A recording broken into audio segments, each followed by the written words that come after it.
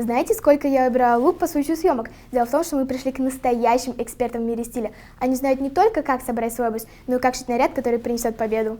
Воспитанники кружка «Юный дизайнер» подросткового клуба «Лидер» завоевали первое место во всероссийском конкурсе дизайнерских коллекций «Статус Fashion Day». Девочки представили авторскую коллекцию «Перелетные птахи». Выполнена она очень ярко, дерзко, смело, как раз для молодежи.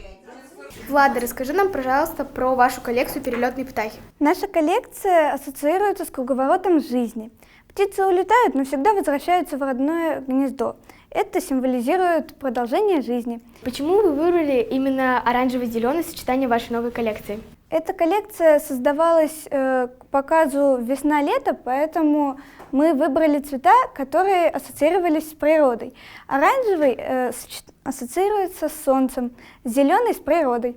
Какие предметы гардероба присутствуют в вашей новой коллекции? Сумки, рюкзаки, беретки. Еще у нас есть дизайнерские маски. Конечно, каждый день в таком ходить не получится, но некоторые элементы одежды вполне можно адаптировать к повседневной жизни. Кстати, модные дизайнеры сейчас активно готовятся к зиме, шьют коллекцию из эко-меха. Маша, расскажи, пожалуйста, что ты держишь в руках? Это главный убор из нашей коллекции Эднедар, это кашмау. Его носят девушки, которые замужем, чтобы закрывать свои косы.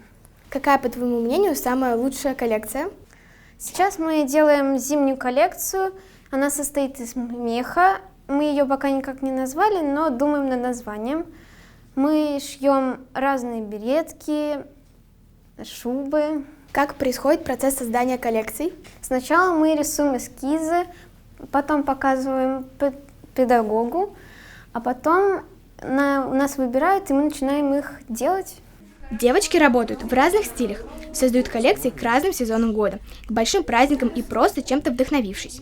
Представляете, они все отшивают исключительно сами. Сначала рисуют эскизы, потом создают выкройки и так далее. Даже на машинке шить умеют.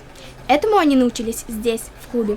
По-моему, это очень нужный навык в то время, когда внешний вид во многом это визитная карточка человека.